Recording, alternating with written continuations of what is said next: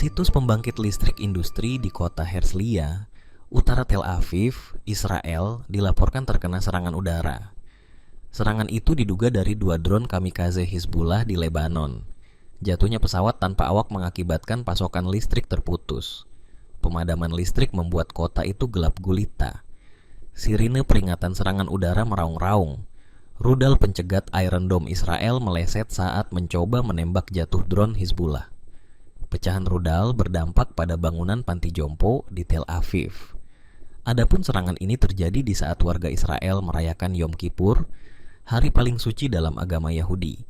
Sementara dalam video rekaman warga Israel yang beredar di media sosial, memperlihatkan drone Hizbullah terbang rendah dengan leluasa.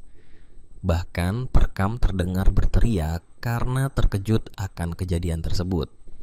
Kendati demikian, pihak Israel maupun Hizbullah belum memberikan komentar terkait serangan di Tel Aviv.